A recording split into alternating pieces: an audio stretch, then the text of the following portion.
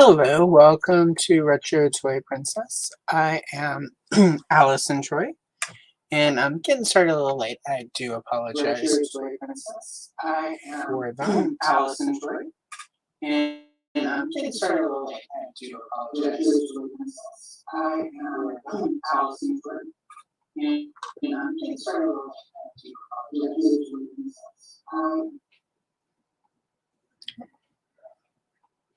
All right, let's see. I had a little bit of an echo. Let me see if that got fixed.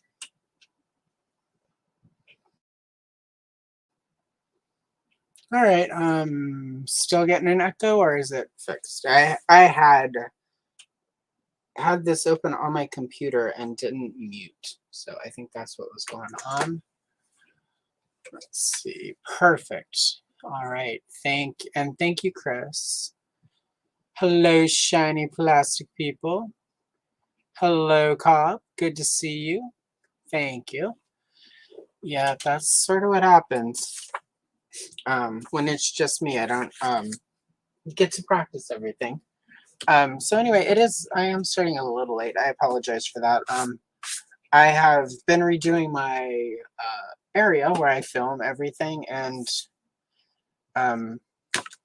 the live stream is not happening in the new area, so I had to quickly get this all cleaned up and organized. So this would be set up. So I apologize for that. I'm off today from my day job, so just running a little bit slower than normal. Anyway, so today is sort of the 1st of March, and for those of you unaware, I had the idea to start this silly hashtag called Mermania, and celebrating all things merman. So if you want to participate, do some merman content or Aquaman or any sort of merman. Let's give the fishy people some love, especially after that last Aquaman movie. Exactly, Chris. Exactly. So yeah, Tides of March, that's perfect. Oh my god, I didn't think of that. Good job, Chris. You get promoted. All right. So also, and it works because, of course, this Masters of the Universe coloring book from 1984 that I want to complete this year is one of my goals for the channel. Has a couple of merman pages. So when I have these Friday live streams every other week by myself, I've got a couple merman pages I can work with. And so this one I thought would be fun. It's Merman and the Wind Raider. Apparently he has stolen it, which he tried to steal stuff all the time in the early mini comics. So even though this book came out in 1984, it had some of the older art in it, which was not uncommon. The way these old coloring books work is they often just would compile pictures they had, or just had, especially for MOTU, they would have a couple of the artists look at the mini comics and just sort of take panels and redraw them for the coloring books, and from like the cardback art and stuff. So it's really common, especially in these coloring books, to see sort of the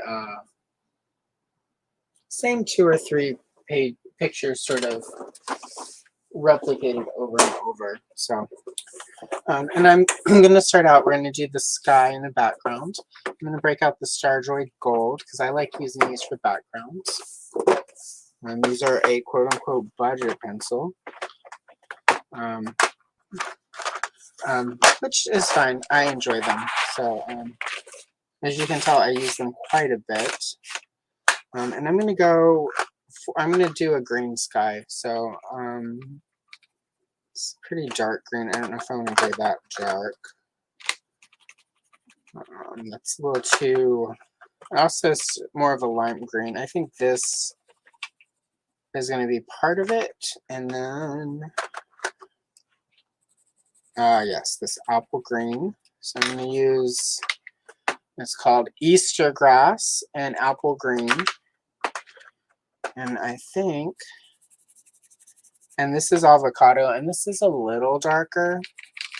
But I'm not going to use that. It's going to be more around the horizon that I use that. So those are my 3 pencils that I'm going to use for the sky, which is, of course, the most exciting part of this process. I should have thought the sky. Again, I'm running a little late, not as prepared as I would normally be, but that's all right.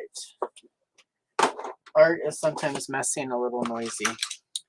So I'm going to use the avocado to sort of trace out a border.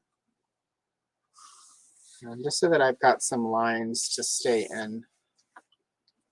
That'll make it easier later when I scan this in, and then I'm going in to crop it so that I can make, the goal is when I finish it is to make just a video with all of the pages in it.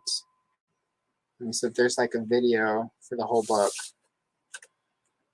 We'll see if it works, but it's kind of the fun thing about a project, sort of some of the coloring book content anyway that I've been doing is sort of trying to conceptualize how to make some of it work beyond sort of a live stream and then the time lapse coloring and stuff. So we'll see.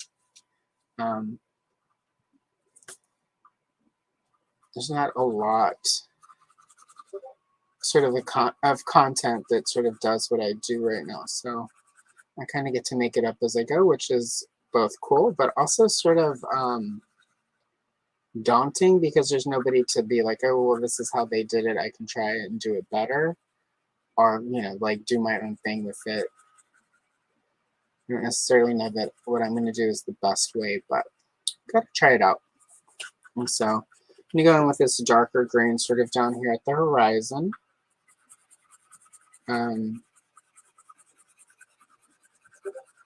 And I have really been leaning into, when I do any Masters of the Universe or Princess of Power stuff lately, going for like green and orange and yellow and like purples and sort of really anything but basically blue for the sky. Because as I've mentioned on a stream or two, I prefer Eternia when it looks very much like an like a alien world and not so much like Earth. In a lot of the early mini comics, the sky was blue and like it looked sort of like the plains of Europe and places, and that's fine. Some people probably prefer that look, but I like a very sort of fantasy world Eternia. I mean, it's worth noting in these early comics, they didn't quite have, they sort of made MOTU's lore and the backstory up as they went, because originally there was no intent. The sort of mini comics even sprung out of when they were trying to sell the story, sell the toy line. All of the retailers, well, how are kids going to know what the story is? A lot of Mattel's original idea is that there wouldn't be really a story. They would give you the concept, and then kids would just make up their own story. So there is a lot of that sort of in the first year or two of MOTU before Filmation launched, where it was really just sort of about trying to give basic concepts. It wasn't until the end of 1982, like December 1st, that Michael Halpern released the Story Bible, which was, I think, mostly just for all of the additional content that they were going to start coming, like the kid stuff books and all the storybooks and the Filmation stuff. So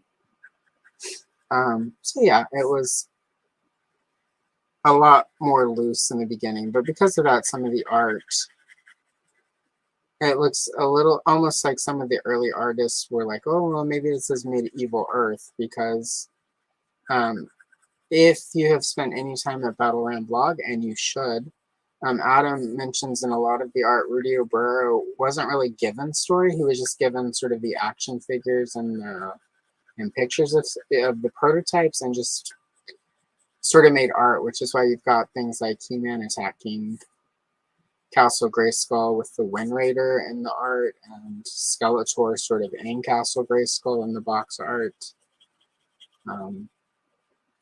So, yeah. Check chat really quick. Hello, good afternoon, Stanley. Good to see you. I am definitely ready for the weekend. Mine has sort of already started. Hello, Tony. Nice to see you. So I know Chris and Stanley, we all met sort of through the Geek Dead Life Discord server, so I know that the two of you know about each other's stuff, but I'm not sure if you know about Tony. Tony's got a great channel where he does custom work, so definitely check out Tony's channel and subscribe to him. He does good stuff. Let's see.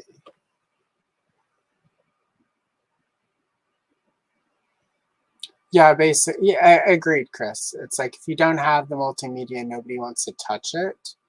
Whereas part of what made MOTU great was there was a lot of room to make your own story in the early days. So, good afternoon, actually. It's even afternoon. I can even usually use that. Well, I'm on the West Coast. It's afternoon here. I just got to sleep in. Well, sleep in. I was up late scanning stuff.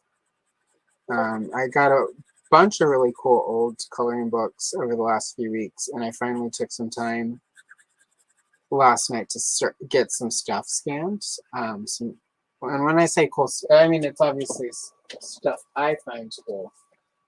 But I'm gonna quickly pause the coloring. So I got this Glamour Gals coloring book, which is really cool.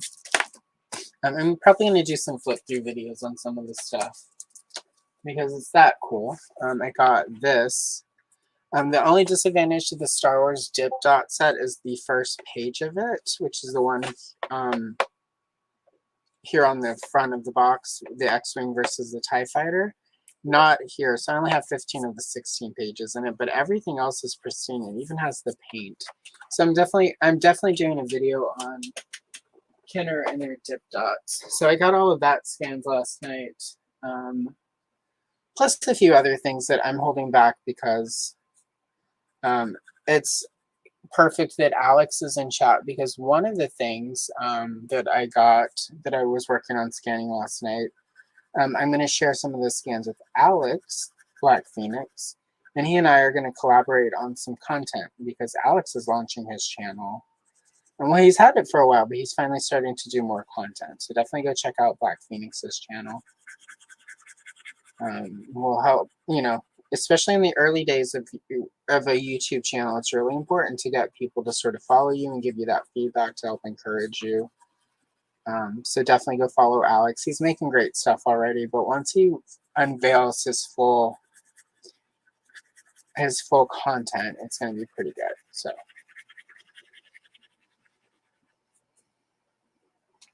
let's see.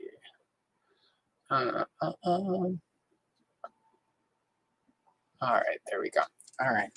So yeah, I've got some. So I was up way too late doing that, but since I didn't have to go to my day job today, which involves coming to the same computer where I'm sitting right now, opening Windows and then working, but since I didn't have to do that today, I stayed up probably way too late and scanned stuff and planned out content, and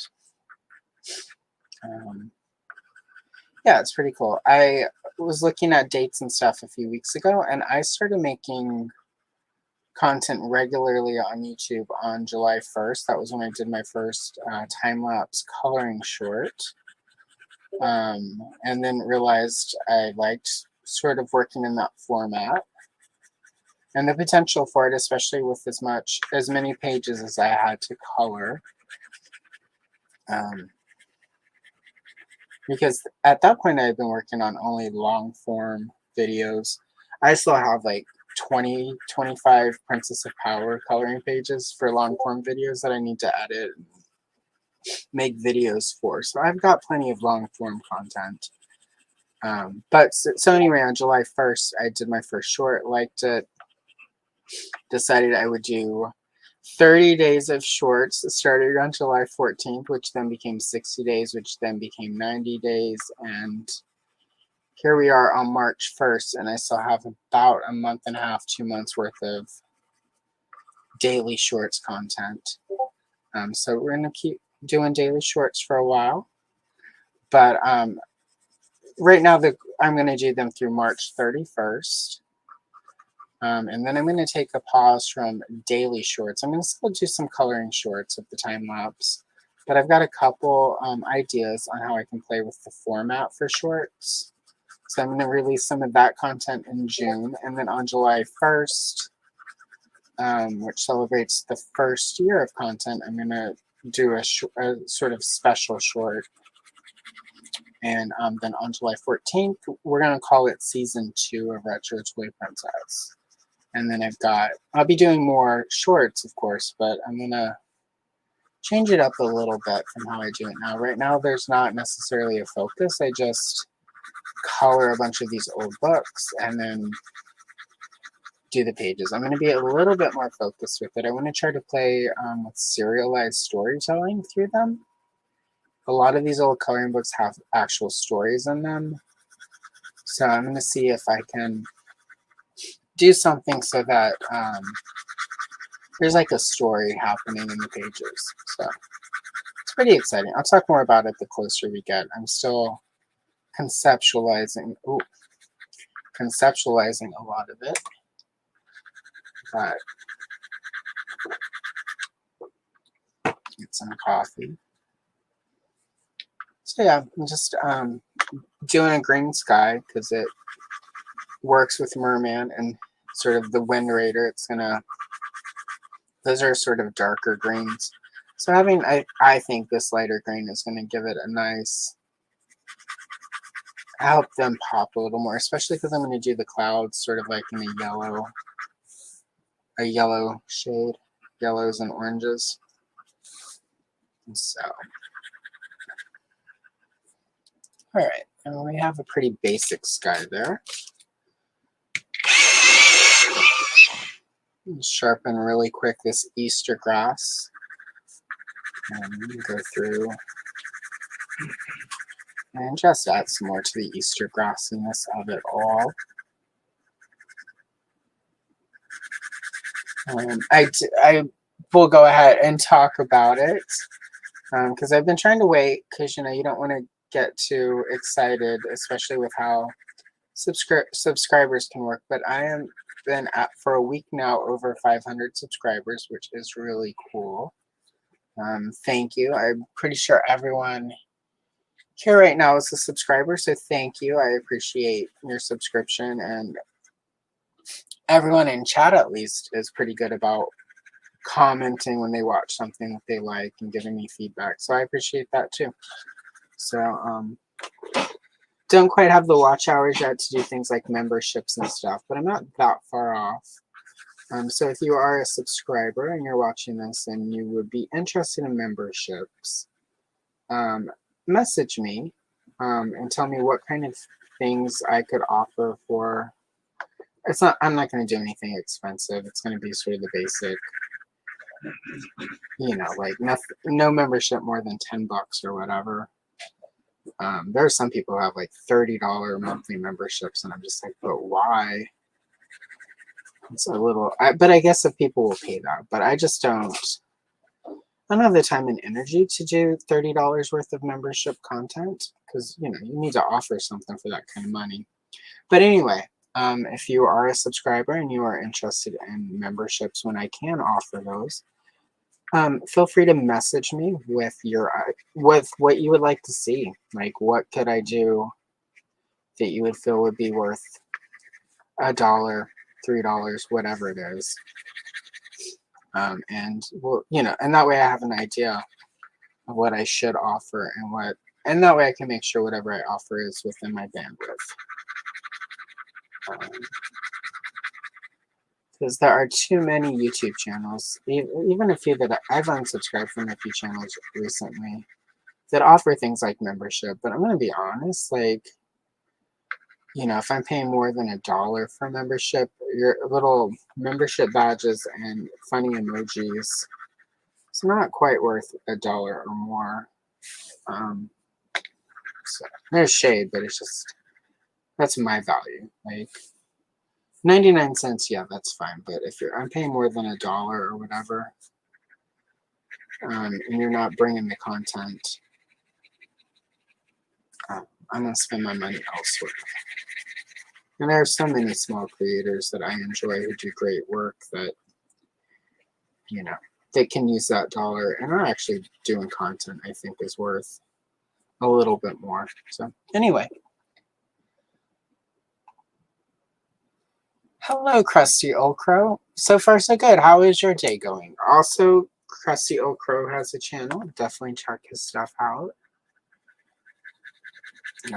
Yeah, my day is going pretty good.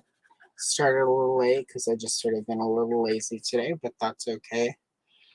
I was up too late working on stuff. So, all right, there's this guy. I'm pretty happy with it.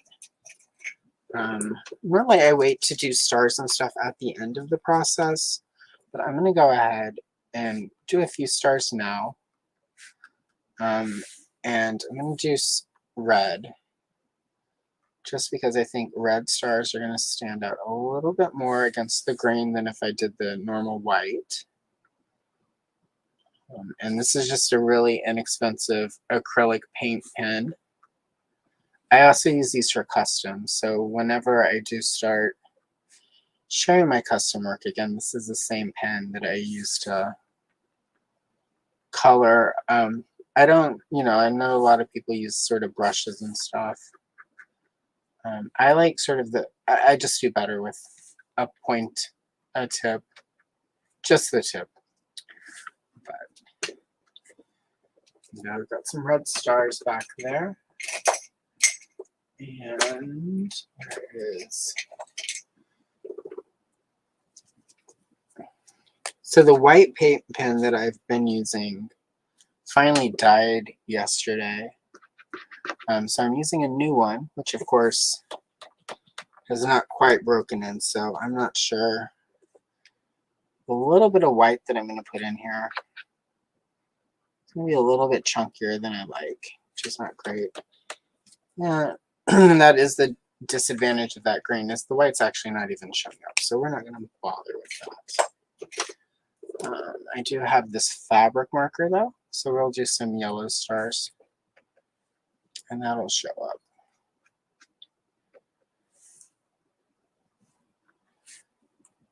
I also use these fabric markers for customs when I want to do a skin tone, because they stain more than they actually color, so they work pretty well. Yeah. Okay, so there's some weird stars for the Eternian sky.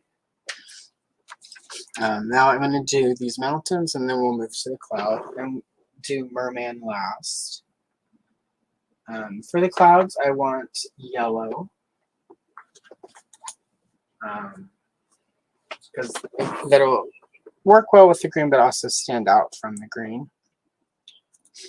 I'm going to start with Deco Yellow, just a really light pale yellow. And I'm going to sort of do the whole cloud with this, but I'm not going to go super worry about covering everything, because I don't necessarily need this. This is more of like a base coat, but it can be really light. Doesn't need to cover every square inch perfectly, because I'm going to go in and do some shading and add colors.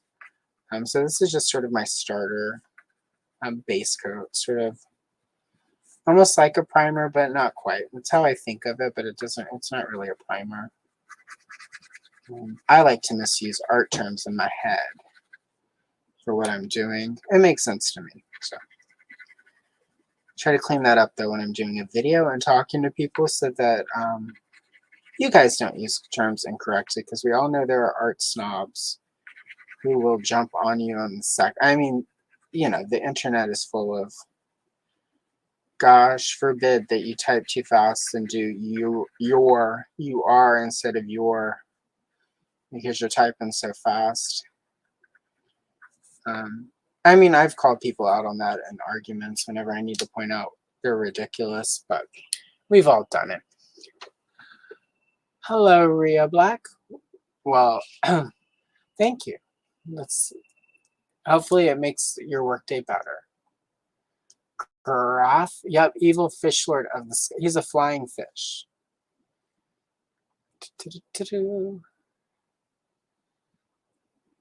Yeah, yeah. Well, originally, exactly.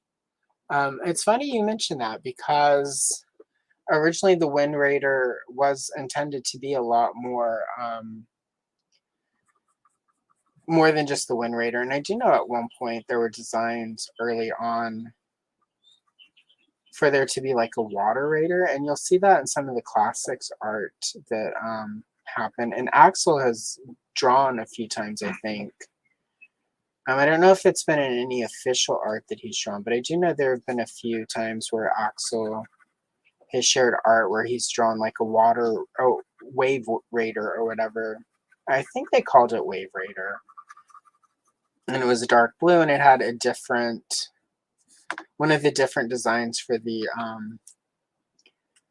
because there were a couple designs for sort of the masthead. I know one of those got repurposed for evil version of the Wind Raider, which did appear on the Wind Raider box art for Origins. And I do know Corey at Make Shape Create, a great friend of the channel, Corey. He and Toy Polloi did a collab where Toy Polloi made parts of the evil Wind Raider so that Corey could do a custom of it. So definitely go to Corey's channel and check that out because it was pretty cool. I'm going in now with neon yellow to add that to the edges of the cloud to sort of give it a brightness. Help it glow a little bit. And again, sort of get that otherworldliness to Eternia, which again, that's my jam. If not for this big giant cloud, I probably would have put a couple planets in the background, but I kind of really... One of the reasons I picked this one was because it was going to be a challenge for me, especially not to add more planets to the sky, but just to work with what is here. A lot of the pictures in this old MOTU book need a little bit of extra... to sort of really make them pop and land, in my opinion. Other people probably feel differently, but this one I liked because with the cloud, with the mountains, there was plenty to work with that I didn't feel like I was going to need to add a bunch of stuff to it. So that's the artist, the rationale behind the picture that I chose today was that I didn't feel like it needed much of anything other than, you know, like some stars. But that's just because I like an Eternia where no matter what time of day it is, you can see stars and stuff. So, and some of these are obvious, like obviously that's a planet, it's just very far off. So, let's go in with this neon and move it around.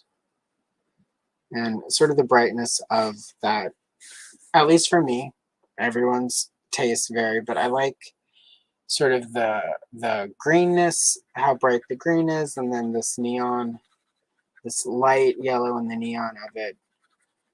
I sort of like the light color of it. It gives it a lighter mood. And I often do darker colors for Eternia, so there's often more darkness. I like this. I like this for the picture, especially because Merman's, I'm going to do a really darker cobalt for his skin. So, like I have this cobalt turquoise color that's really dark, but it works really well for Merman. You'll be seeing a lot of it in March because I've got quite a bit of Merman March, Mermania content planned. I mean, I say a lot. I've got a couple of Merman videos. All of these Friday colorings that I do in March are going to be Merman pictures from the book. And then a couple shorts. And then I'm working on something with one or two people where they will be using some of my colored pages and some of my time-lapse for their Merman videos. So keep an eye out for that. And if you are a content creator watching this and you want to participate in Merman March, super easy. Just make some Merman content. And Aquaman is a Merman. Namor from Marvel is a Merman. So there are a lot of Mermen. Go to town. All right. Check in and see what's happening in chat.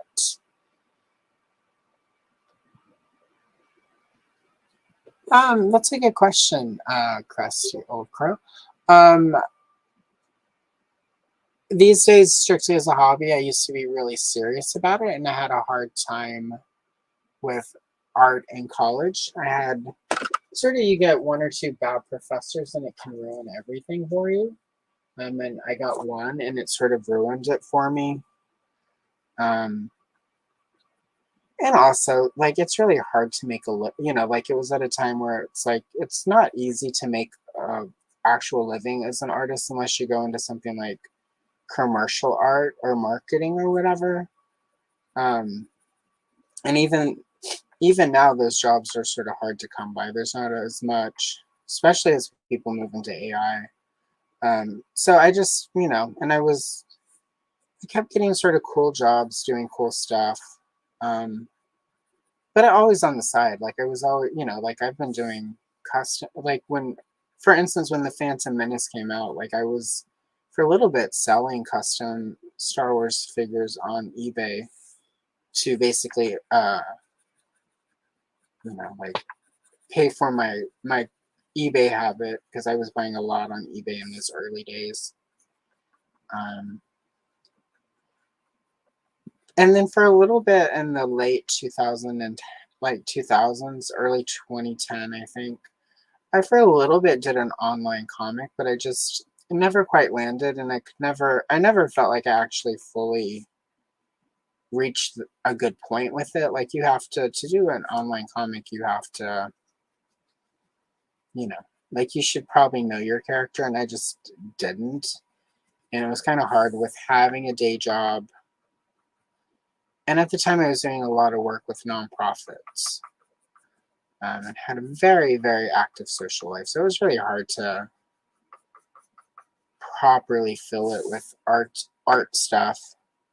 And then during the pandemic, when everything, and because the comic thing didn't do well, which was mostly just me not having time to devote for it, I was a little disgruntled about art when you add it to sort of that art college experience. Well, it wasn't, it was just college art classes. When you sort of combined it all together, I wasn't feeling it. And then during the pandemic, my friend Kelly, I adore you, Kelly. She tends to be a replay watcher. She has a life and kid and whatnot. But she gave me some coloring books, some adult coloring books, and she was like, "You should try this. It's great for stress." And that was in 2016, and I needed the stress relief. I didn't quite land with it. It was geometric shapes, sort of a lot of what people think of when they think of adult coloring. Then during the pandemic, I found a bunch of my vintage strawberry shortcake coloring books that I had bought. Some of them on eBay, some of them were still from childhood because I would get coloring books as a kid and I would never color in them. Or I would color in them and then have to buy new ones and then not color in the replacements. But what was happening was I was always telling myself, well, and even at 10 or 11, and I talk about this a little bit more in one of the Shira long form coloring videos I have coming up. But I was always waiting, like I always wanted the perfect art supplies. Like even as a kid, I was like, oh, these Crayola markers or these Crayola crowns aren't quite what I need. I really need the good stuff to, so and to their credit, my parents really sort of encouraged art. I would get really expensive art sets for every Christmas. But then I would spend so much time practicing that I would do all of the practicing and never color in these old books. So sort of during the pandemic when we were all sort of locked down and probably spending too much time on eBay and sort of, but again, we needed to sort of indulge all that stuff. It was a pretty scary time. Anyone who tells me they weren't sort of scared or are off their game a little bit at that time, I call bullshit. It was a lot of uncertainty. Anyway, so I found the strawberry shortcake coloring books. And I had picked up a DC Comics and a Wonder Woman adult coloring book, and a Star Wars adult coloring book from Marvel. But especially the Marvel Star Wars one, I didn't find a lot of the pictures inspiring, but I did find the Strawberry Shortcake books, and I was like, oh, this is cool. I should, like, now that I have, you know, and I had all the Prismacolors, I had all of the art supplies from when I was trying to do the comic strip. And I was like, well, I could use those, but then of course I'm a collector, and I was like, but these are mint condition, never been colored in coloring books that are worth tens of 20s of 30s of dollars. That would be so wasteful. I would be depriving another collector. And then I was like, well, I could scan these and print them out on really nice paper, and then I'm not ruining the book. And if I don't like what the picture looks like, I can print it out again and try it again. So I started, you know, scanning stuff and cleaning it up.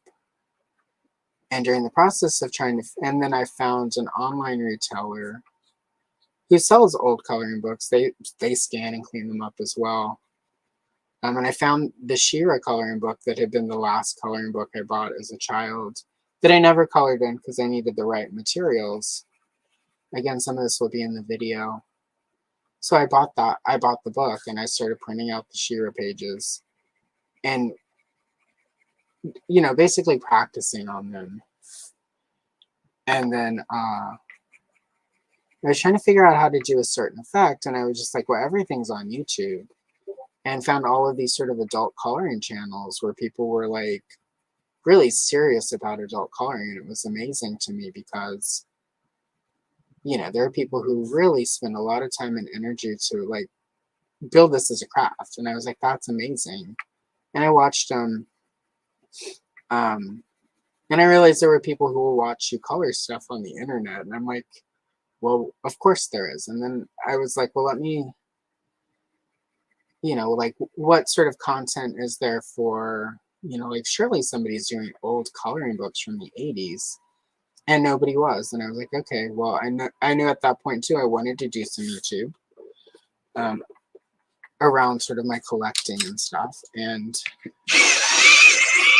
so I was like, okay, well, that's part of it, you know. And I already had the name Retro Toy Princess figured out. I'm like, well, coloring books are toys. Like, people want to argue about that, but they were sold in the toy aisle when I was a kid, and they were part of the overall story. That, especially before you could make cartoons, you know, like that all changed in the 80s. You know, Masters of the Universe was really the first big thing to come out of that, but for years you couldn't make a cartoon that was designed to sell toys or based around a toy line. So a lot of times it was the coloring books. Like, if you look at the old Barbie coloring books, half of them are just like, oh, look, here's a dress, you know, here's all the new dresses that you can buy in 1978 for your Barbie. So yeah, anyway, nobody else was doing it. And I'm like, well, that's silly. Like, why isn't somebody doing it? So here we are, like almost 2 years later. And that was a really long story, but hey, it's sure part of why you come. Hello, Aaron. Good to see you, Mr. Toy Enhancer.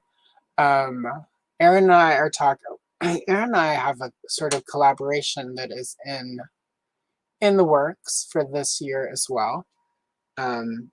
That I had an idea about, and then he hung out with me on Sunday for my coloring with a guest, and it was a good time. So yeah, so we'll have an announcement soonish. Basically, Aaron will be joining me on Sundays a couple times in the next year or so. So yeah. Hello, Gadius Toys. Andrew will also be joining me in a few weeks. So excellent. And Andrew doesn't have anything on YouTube yet. Eventually, I assume he will, but he definitely follow him on Instagram. Andrew has all the info on all the female action figures we did not get in the 80s and 90s, especially, which is content that I personally enjoy because I need to do as soon as I finish reorganizing everything, and I'm getting there, I'm going to do I'll do a tour of sort of the collection, what I've got here. Most of it's in storage because we're in a small place until we buy something. which excitedly will probably happen within the next year. So then we'll do a new collection tour where I have everything set up. So yeah. I was talking about other things, so I didn't mention. So obviously I brought in some neon orange for the clouds. But again, I wanted to brighten it up, but I wanted one of those clouds to really pop. And it looks like the orange added quite a bit to it. So yeah. I need to sharpen it up just a little bit to add a little bit more orange. But yeah. Oh, orange, there it goes. Orange, I have discovered, is another word, or if I'm not careful, my southern accent slips out a little bit more. So, although I have noticed as I get older, the accent is just there sometimes. And so, speaking of accents, I saw a really interesting TikTok. There's a deaf woman who has a TikTok, and she's from England, and she can talk. She's not mute. I don't know if we still call it that, so I apologize if that's the wrong term. She can talk. She can't really hear, but she has a British accent. And somebody asked, and I had the same question because I'm curious like that. But somebody in the comments was like, "Well, if you can't, why do you have a British accent?" And she had brought her mom on to explain, and her mom basically stated the reason we have accents is part of how we learn to talk is we mirror the shapes people's mouths make around us, and accents are actually mostly because of how our lips shape words. So that made perfect sense. And I was like, that was like the last week I learned that. So that's your lesson, boys and girls. No matter how old you get, you can still learn new cool things. So of course now I've been obsessed. I've been like you do when you're a kid and you first start learning words. I've been in the mirror all week, practicing how my mouth forms words to see what I can do as far as accents and stuff. So I don't know, a weird thing, but I found it really fascinating and want to look more into that because it blew my mind. And when you get to a certain age where you learn something new like that and it's surprising in a good way, it's like you got to deep dive into it. That and this Willy Wonka thing that has happened in England has been like my week's obsession. If you have not heard about the Willy Wonka thing that happened in England, oh my God, we won't talk about it here because it's bringing me too much joy, but it's literally, I've been watching it unfold, it's the first time I thought I should have one of those drama YouTube channels where I just talk about drama that's going on instead of old toys. So if you suddenly see me in your For You page, but it's a different channel name and I'm talking about the crazy Willy Wonka thing, it means that at some point at 3 a.m. I just could not control myself and started a new channel just to talk about the Willy Wonka thing. I don't have a Willy Wonka coloring book though, so there's no way organically to fit it into this channel. So anyway, but back to the art really quick. I'm really liking what this neon orange is bringing to this cloud. So I know it probably seems like I'm spending a long time on the cloud, and I am, but that's sort of one of the things I like to do. I quite enjoy sometimes just going a little bit extra for a cloud or a mountain or whatever. It's part of what makes it fun for me is just, especially on these old coloring books where like they didn't, half the time they didn't even care if it looked good. It was like it was a cheap, quick thing that they could do, put out there. some of these books have amazing art, don't get me wrong, but some of them you can really tell, like, Carl was told at the beginning of the week, we need 30 pictures for this coloring book, Carl, get to it. And Carl delivered 30 pages, but oh boy, they weren't good. Yeah, so.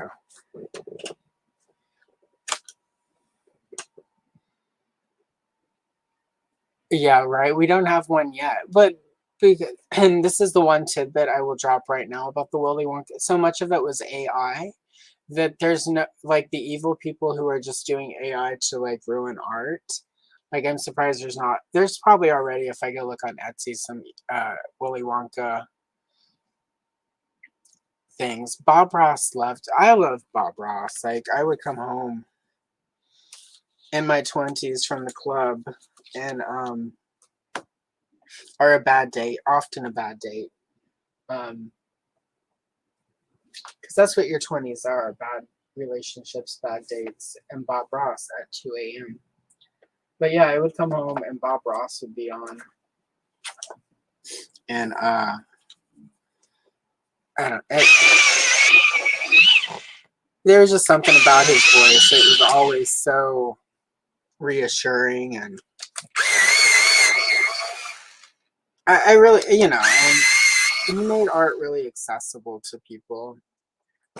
And that's definitely something I am a firm, I have a lot of people, even what I'm doing here, like, I've had people, oh, I could never do that. And it's like, yeah, you could.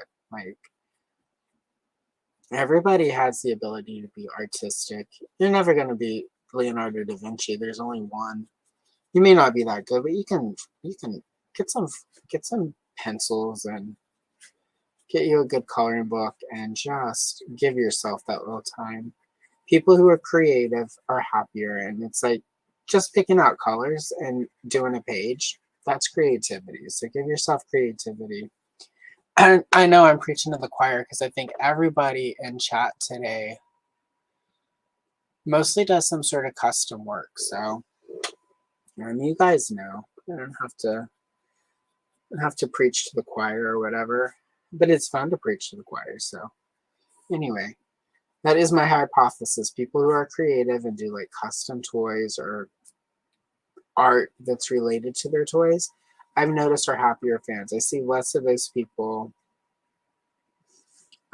sort of getting super, super angry that, oh my God, they released this figure and it's the wrong, like, his belt is the wrong color.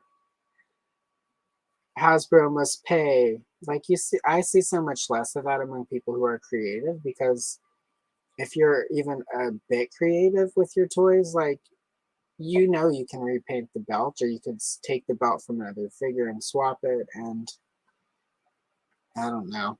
Like, I've noticed as I've leaned into being creative with toys that I'm a lot less disgruntled when we get a figure I don't like. Especially when it's something silly, like the belt is the wrong color. Like, that's such a minor thing. It's pretty easy to fix. So anyway, like I said, preaching to the choir, but it's good to remember creativity is good for you. Everyone should have something, even if it's spray painting old furniture or whatever.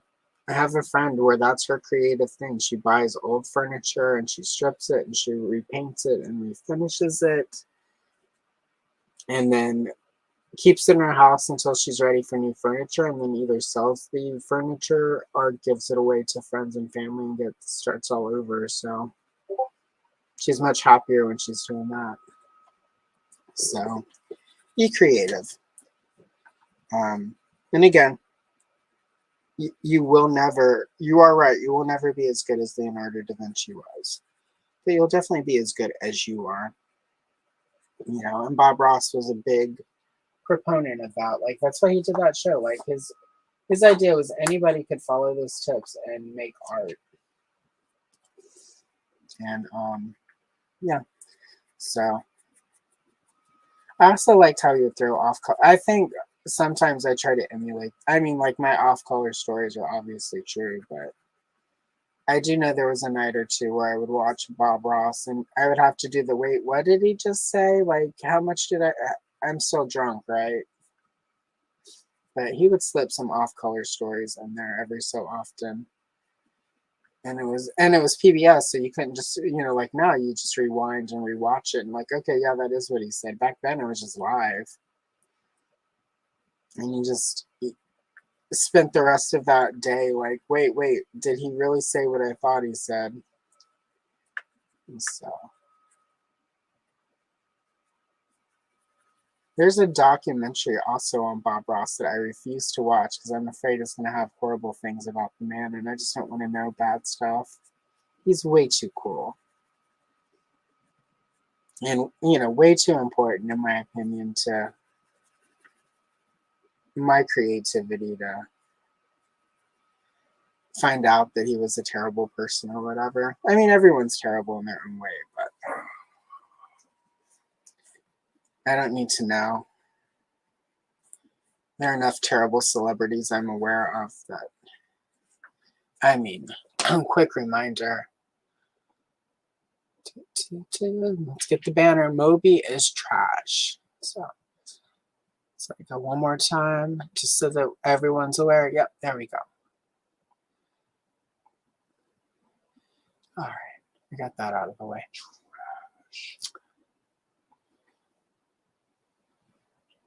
Yeah, exactly. Happy little accident. I've had that happen with a lot of pages, actually. So he did his happy little clouds. Is he now? That makes sense. And I think I would like to go take a class with David Arquette.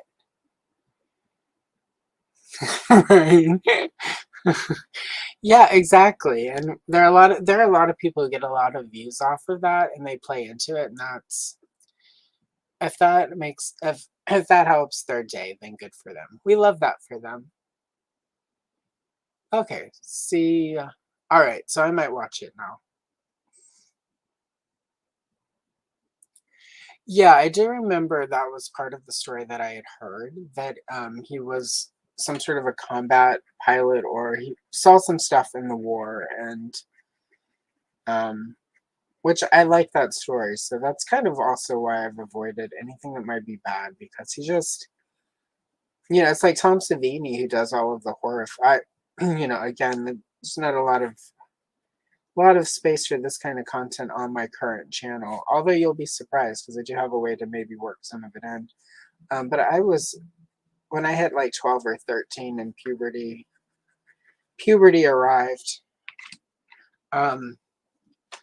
With the horrors puberty brings, I leaned really hard into horror stuff. And Friday the 13th and Stephen King and all of that. Tom Savini, who does really like really gory special effects, he like based a lot of his work on what he saw in Vietnam.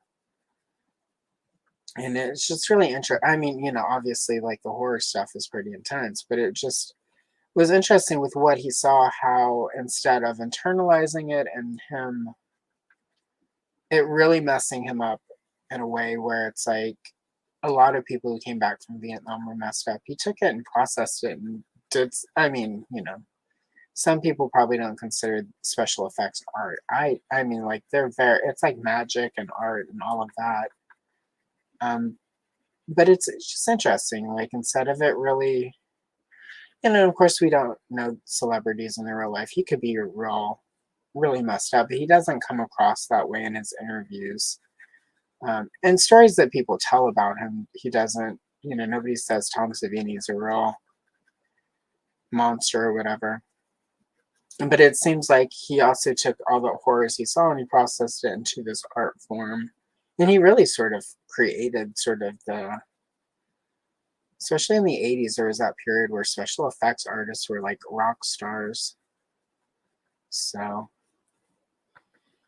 but it was just interesting that, Bob Ross, that would make perfect sense,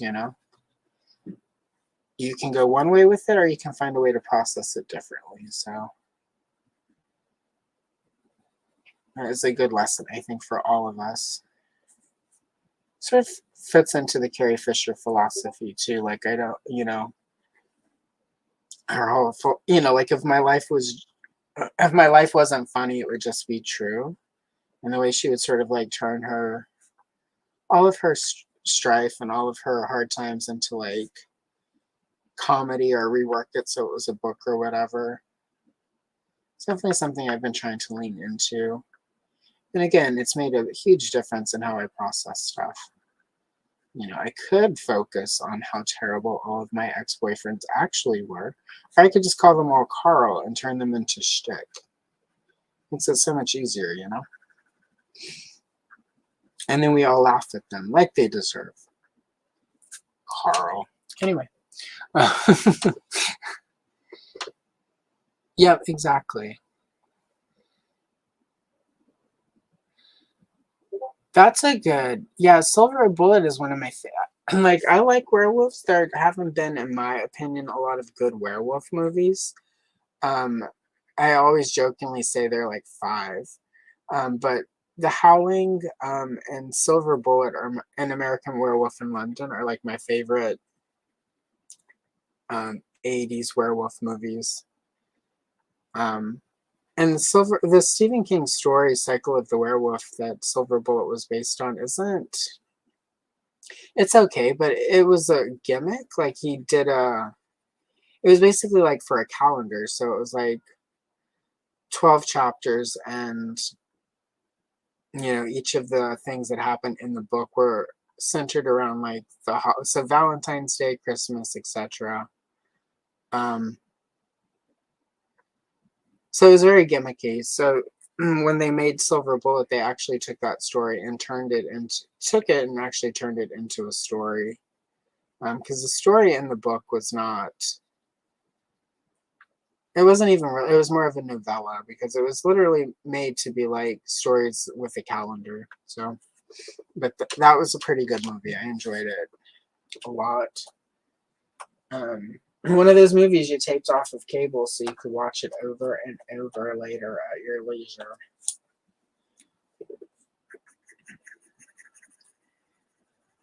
But yeah, that and The Howling.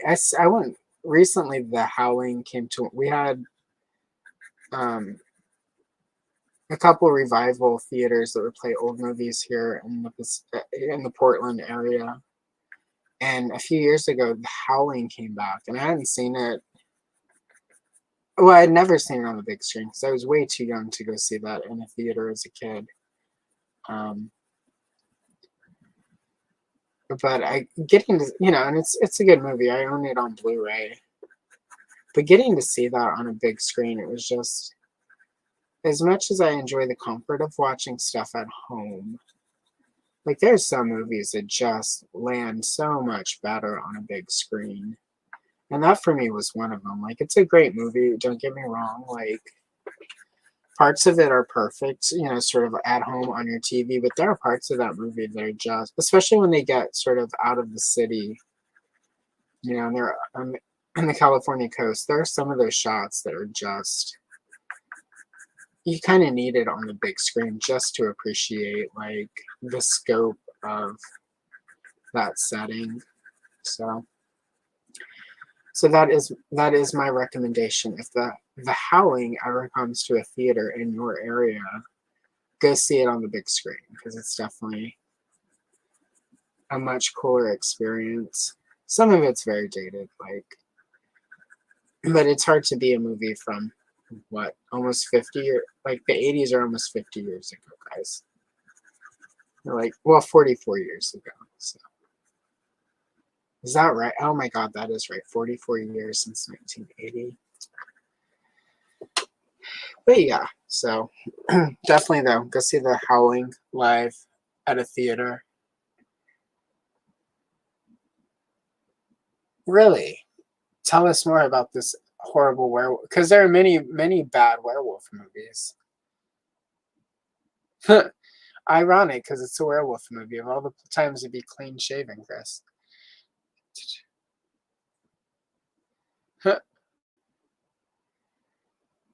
All right. Yeah. I did extra work for a while when I lived in Austin. I was in a well, technically in a bear commercial. It was so far. It was in a stadium, so you can't even really see me. But I did that. I was in Miss Congeniality. I did as an extra, so like again, you can't really see me. And then I did some extra work in the faculty. So yeah. It was an interesting time in my life. Like, I don't know. I don't know if extra work was right for me though. I did rate craft services on this congeniality though. And I got to meet Ernie Hudson from Ghostbusters. He was nice. And probably of all the celebrities I've met, he would be the nicest. These are supposed to be trees, but there's not a lot to work with here. So I'm just going to sort of go in with this black, this is black raspberry. I'm just going to kind of create the illusions of trees.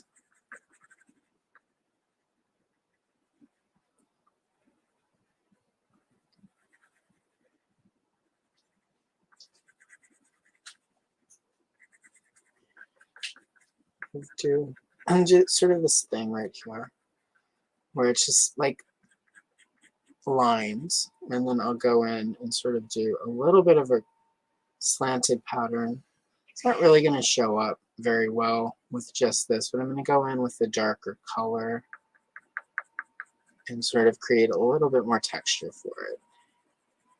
And again, some people would probably think this is way too much, but that's part of what I like doing with these old pages.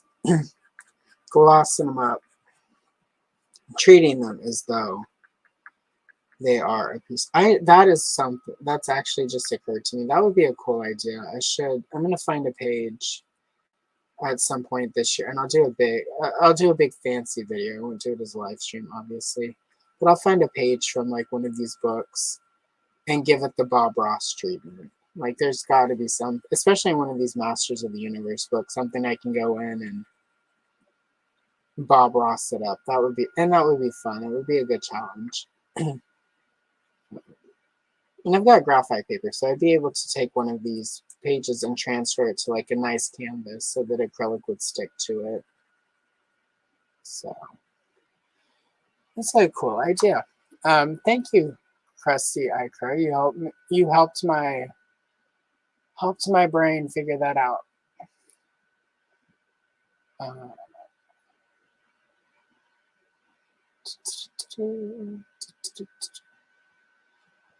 Let's see. Hello, Capitron HD. Do you like Starscream?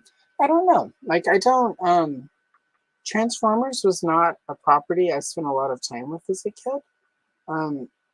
I preferred GoBots because there were girl characters. Most of my childhood toy lines were because there was a girl character, so I wanted the girl action figures. So, you know, He-Man had Teela and Evelyn, and then of course She-Ra was amazing. So yeah, and that was kind of why I didn't end up stuck with Barbies as a kid, because there were a lot of really cool female action figures. But Transformers didn't have. I know there was RC later, but she was never a toy. So I had all the GoBots because there was Crasher and Pathfinder and Smallfoot, Sparky, Spacey, Vamp was a girl. And so I do have some Transformer coloring books though that I want to work with. I don't know the property well enough to do pages from it yet, but I'll definitely look into Starscream because I do need to do some Transformer stuff at some point because I have all these books of Transformers, so that'd be a good place to start. And I am familiar with the name, and I've watched some of Toy Connection's Transformers videos, so I'm vaguely aware of him. But yeah, so I should look into that because I should do some Transformers stuff. Otherwise, why do I have all these Transformer books? I do sort of have that don't want to call it hoarder mentality, but you know, collecting is sort of like hoarding without all the trash. Well, unless you collect Moby CDs, then it's full of trash because Moby is trash. But anyway, but yeah, so I should, and I want to do something with the Transformers. So thank you for asking that.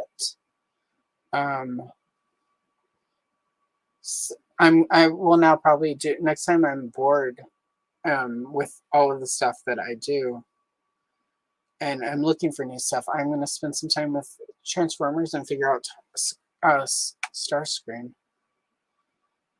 You did. Hello, Tot. She was my favorite too. Like she was a spaceship, and of course I like space stuff because of Star Wars and Princess Leia. And she was the thing. You know, people sort of trash talk GoBots, but like Transformers, my brother had a couple of them. They were more expensive though. We quickly shifted to GoBots because one, there were girl figures that I was into, but also they were cheaper, so you could get 2 or 3 GoBots. And it was nowhere near the cost of the Transformers. So, but my brother had a couple of Transformers, but I hated that they seemed really complicated to me. I mean, I was 10 or whatever. But they seemed too complicated. GoBots, it was like 2 or 3 things, and it was a transformed thing. And they didn't, you know, some of them didn't necessarily look like the real thing. But Pathfinder was cool, like, and because she was a spaceship, it was just sort of a made-up look, so it could be whatever.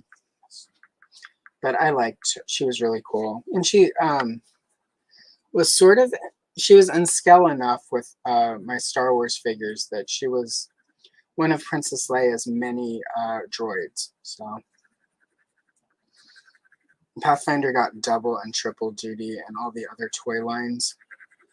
And she was also She-Ra's robot friend for an adventure or 2. So I was a kid who cross-pollinated all of it. And you kind of had to, you know, because like I said, it was all about the girl action figures for me, and there weren't a ton. And sort of like, you know, not to invoke Todd McFarland, I'm having far too pleasant of a day to do that, but every time he's like, nobody buys girl action figures, like, sorry, the only reason I even know who you are is because you made that Angela figure that I found at Toys R Us that was really cool, and bought it. So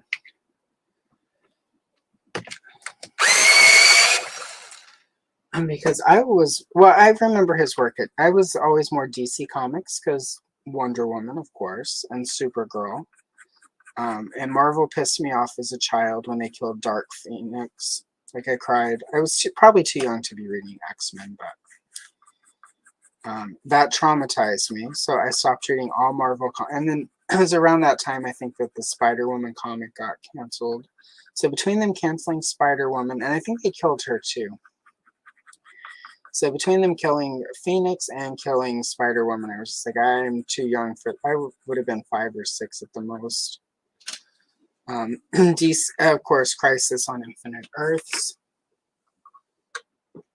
Excuse me. But I was a little bit older when that happened, and although they killed Supergirl, they quickly brought her back.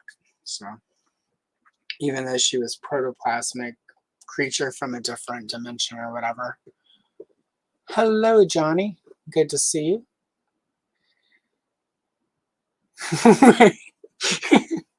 Exactly. I know, isn't she? It's great. And that's why I love Angela even more. He doesn't even own her any longer. Interesting.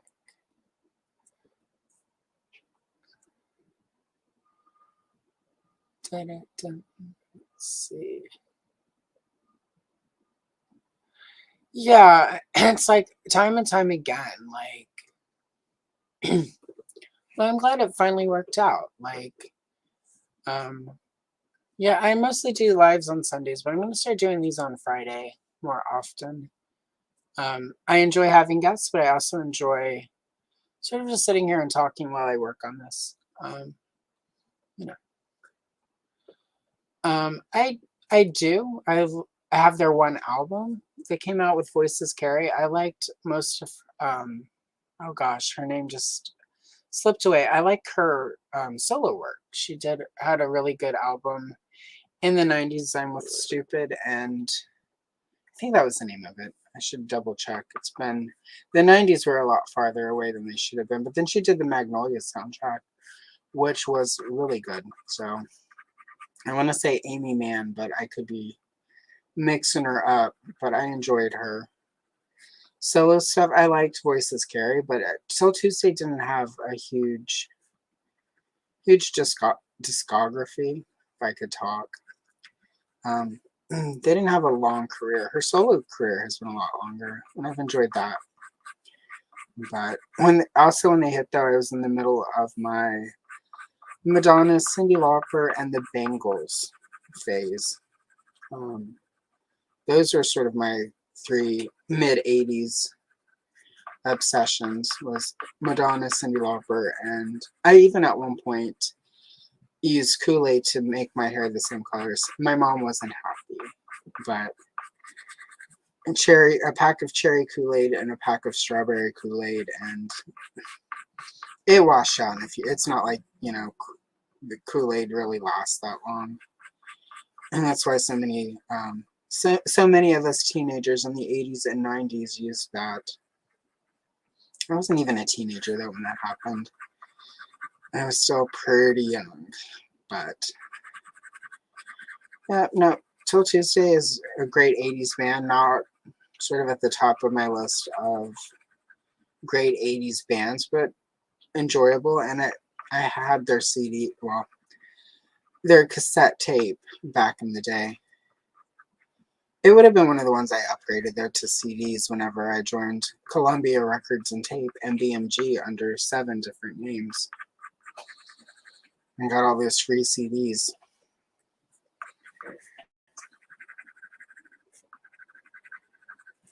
And back when we had physical media, I had thousands of CDs. And I had also worked Blockbuster whenever Blockbuster had music. So,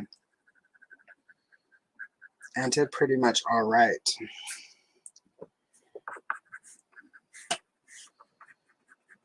Oh, there we go. Got some purple mountains. Oh, that looks pretty good. All right, and go in and do these trees. I'm going to do them in that same darker color. Oh, wow, that's looking pretty good. Like, I can't see as well here, but I've got the screen pulled up, and on screen that looks really good. So, that's the one weird thing I've noticed about when I film stuff. It doesn't always look good to me when I'm doing it. It's after it's all finished when I'm able basically to step back and see it, like, for the video, that I'm like, oh wow, that came out pretty good. So, but yeah, it looks pretty good on the screen. So,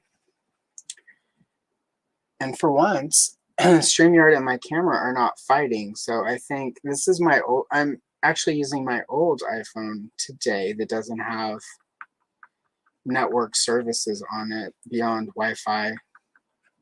So I think I'm just going to start using this for live streams, because it is not, the picture is much clearer than my new phone gives me.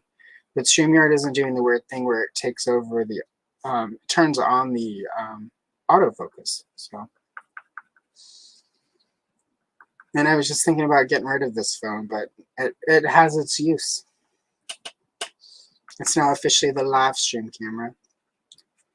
All right, let's see, there we go.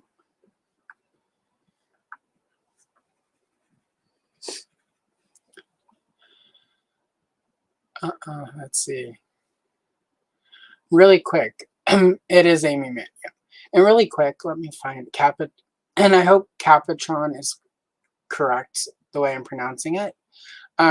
It's funny also that it is funny that you mention it, because I have a Barbie page that I haven't posted yet, that I've been going back and, like, because when I do the daily shorts, like, I try to like mix and match it so that it's not sort of the same sort of thing.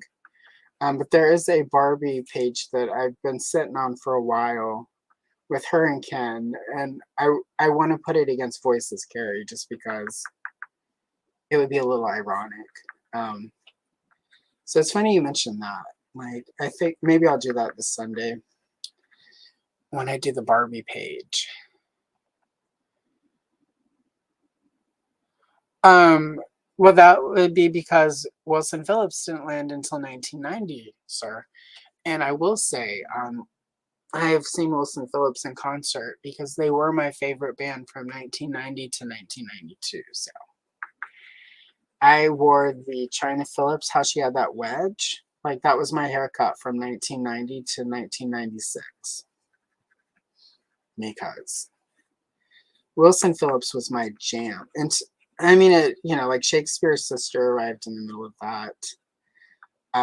But until Sheryl Crow and Liz Phair came onto my radar, Wilson Phillips was my favorite band. So we all have our secrets. They're pretty. I mean, like they had a great story. I also like 60s music. Because that's what my parents grew up listening to. So there's a lot of I knew who the Mamas and the Papas and the Beach Boys and I knew who they were before Wilson Phillips even came out because my parents listened to all of that. So and I liked all of usually you hate your parents' music, but I was lucky. I liked most of what my parents. I didn't care for Bruce Springsteen because my mom loved him, and my mom loved U2. It wasn't until after my mom died that I could admit that I liked U2 because it was like if we had that in common, it would have been too much. Because your parents, you can't have too much in common with your parents. But same with Bruce Springsteen. She really liked. And when I say liked, she loved Bruce Springsteen. My dad, I think, was always convinced that if she ever met Bruce Springsteen, she would have left us all for Bruce, which she probably would have. And can't blame a girl for trading up. Because I would say Bruce Springsteen, and this was before like Born in the USA though, when he kind of got cheesy for a while there. Just the Born to Run Bruce Springsteen. But yeah. No, Wilson Phillips, like there at some point I will have a short that uses Hold On. But Hold On has also sort of become one of those ironic things. And so but yeah, Wilson Phillips. Shakespeare's Sister was the best. Yeah, Michael Jackson had a really good run. Like his first solo stuff through Thriller. Like I enjoy Thriller. That's a really good album. After that, some of it isn't as like Smooth Criminal, Dirty Diana. Those are pretty good, but for me, Bad is when it sort of was hit or miss a little bit. So but that was a good time. Let me find your other question really quick because I saw it. What do you think Shira would listen to? I think maybe Patti Smith. I think Shira. Maybe. I think Patti Smith might be a little too hard for Shira because Shira was sort of a little softer. I could see in my head, Shira listens to probably a lot of Huey Lewis and the News, Power of Love. Sort of that era. Like I could see her, she, like a lot of not heavy, like Poison, like a lot of the hair metal band. I would see a lot of that. Shira definitely has like Vixen and Lita Ford in the tape deck of Crystal Castle. Because, and that's what she listens to when Golden Girl and the Gemstone Guardians come over. All right, so I'm quickly pulling up a picture of the Wind Raider on my side so that I can, because going and getting my Wind Raider from across the room would be too much effort. It's literally on the other side of where this picture is. Right in front of it is my monitor that I'm watching on, and right on the other side of that is where my Wind Raider is. But that's too much work, guys. And it's too much work. So yeah, I'm looking at it on screen here. And so I'm going to use marine green for the Wind Raider. It's a little bit darker than the actual green. But if I go too light with the green of the Wind Raider, it's going to blend in too much to the sky. And I definitely want it to stand out. So yeah, so I'm going to go with this sort of darker green here. And I'll go in with like a lighter, like a grass green to sort of do some shading. But we're going to start pretty dark.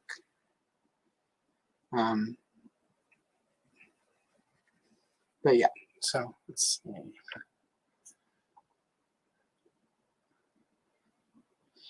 Yeah, Melissa Etheridge, Guns N' Roses. There's a pretty good Melissa Etheridge. Like, I knew who she was before she had her big Yes I Am album. Like,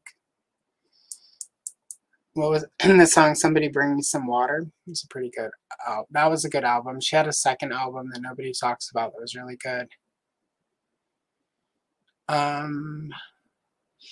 Yes and yes to both of them. Originally the Wind Raider was just everybody used them. And then at one point in some of the side materials, Merman stole the Wind Raider. And then, yeah, so at the point this was, it would have been right in that in-between place where the Wind Raider was just whoever had it could use it, but also Merman was always trying to steal stuff. So this is from the in-between times. So it's hard to say exactly which scenario is happening here. In my head, he has stolen it, but you know, your mileage will vary.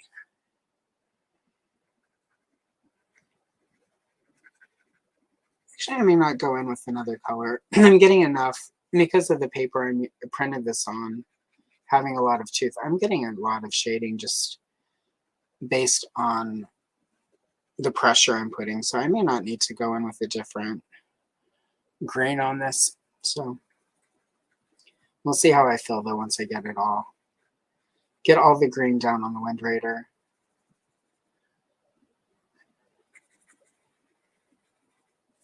But yeah, so let's see. Yeah, it's I've got well, for the Prismacolors, it is Spanish. It'll be Spanish orange with some sunburst yellow and a little bit of burnt ochre. So yeah. I collect MOTU Origins. I'm all in. With the caveat to that being, I'm all in except for the stuff I can't find. Which I still need to find a Rulers of the Sun 3-pack. And what else am I missing? And I don't have wave 1 of the Turtles of Grayskull yet. It's just because they keep going out of stock before I get them ordered. But I've got wave 2. And yep, so that's I think all I'm missing from Origins as of today, but who knows? My Rock On, they are on the way, so I'll have this pretty soon. I cherry pick Masterverse, mainly just the girl characters. Although I do make exceptions. I've got like the Beastman from Masterverse was really cool, so I had to buy him. And I'm probably going to skip the Snout Spout, just because he's not one of my favorite characters. I enjoy him. I have the Origins, of course. And, you know, like, for me as a kid, he was Hose Nose, because that was who they called him on She-Ra for the first 2 or 3 episodes he was on. But I think I'm going to skip the Masterverse Snout Spout. I'm just not... He's just not important enough to my personal headcanon and my collection to, like, need him in Masterverse. But for all of those who want him, I hope you get him. And it's cool that they're making them. My 2024 collection goals is that I am not going to just pick up I'm not gonna just buy everything. I'm focusing on origins. And there are a few exceptions I'll make in sort of Masterverse as far as beyond just Princess of Power and Tila and Evelyn. Like my pile of loot right now has the Orko and Gweldor 2-pack. But otherwise, I'm pretty, reining it in. But I am going to start finishing some of my collections that I've, since childhood. One of the big toy things I'm going to do on the channel this year is, as a kid, I had a pretty big miniature collection, like Strawberry Land miniature, Care Bears, Get Along Gang, the Shirt Tails, Smurfs. And I lost all of that in the early 2000s, where I grew up was hit pretty severely by a hurricane. And then not long after that, where the rest of my stuff was in storage in Texas, was sort of hit by a flash flood. So I lost a lot of my childhood stuff that was not with me. So I'm going to rebuild the miniature collection this year, I think. And of course, because I'm on YouTube, I'm turning it into content.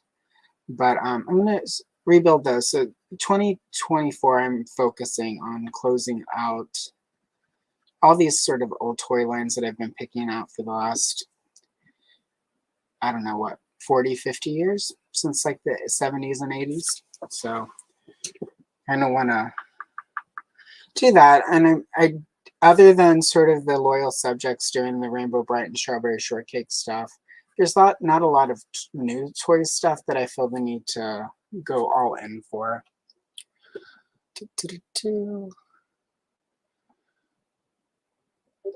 I do. I like the new adventures. I don't have him yet, but I'm going to get /head at some point. So I do, for whatever reason. I didn't like the new adventures figures when they were coming out in the 90s. They didn't look right, but I do like them in Masterverse. Like, I think those designs were good. I think they just made the figures too different for them to like feel right. And I was also older at that point. I was in high school. I was too cool to collect toys.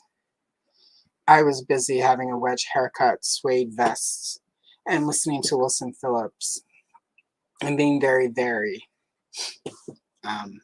to collect toys. It wasn't until sort of toward the end of senior year when you stop caring about what all of your friends think and that I started getting back into toys. I also did comic books pretty heavy during high school because it's really easy to hide your nerdery. A comic book, you just go to the comic shop and you get your books and then you read them at home and you don't take them to school. Nobody has to know. But so yeah, New Adventures sort of, my brother had a couple of them. I just remember thinking these don't look anything like all of the He-Man figures we have. Why would they do that? So if it would have been like 13, 14 probably when I thought 1990. So yeah, like 13, 14 probably. And if I'm thinking that at that age before we worried about stuff like, like we do now, how does it fit into the collection? It obviously was an issue. And, and all things, we do what we always do. We blame Todd McFarlane because it's obviously his fault. Todd. Todd is like Canadian for Carl. And so.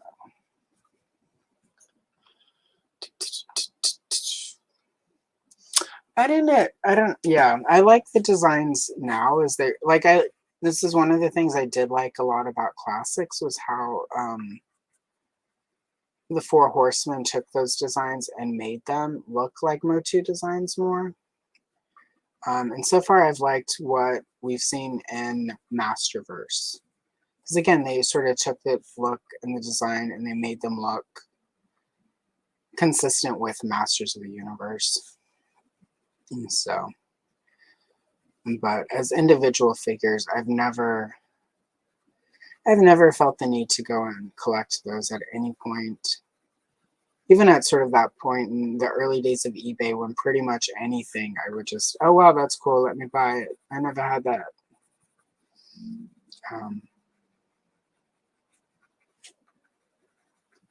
But yeah, so I would like to see them start doing new adventures in Origins. I would really like to see some of those concepts really translated. And because even Classics isn't necessarily, Classics had its own aesthetic. It took the original look of the toy line and changed it into Classics. Like, it's just a slightly different look. So I would like to see, and I sort of got a hint of that with that He-Man 4-pack, where they, used an Origins buck and gave us the New Adventures He-Man. So it would be nice if, they're doing the cartoon collection right now. It would be nice, in my opinion, if once they sort of wrap up all of the vintage Masters of the Universe, if they were to start giving us, putting in some of the cool New Adventures characters, give us a little more Princess of Power. And there are a lot of characters from 2000 and X that were original characters that would be cool to see, and like Decker, for instance. I think he would be really cool. So yeah, there are characters that they could and should do in the Origins book, and they don't have to call it Origins. Call it the Cartoon Collection. Call it whatever you need to call it. But yeah, like, there's no reason not to do all of those, and if you do all of those characters, I'm way more willing to overlook something like, Ice Break He-Man, or whatever the snow armor for 2000 X was called.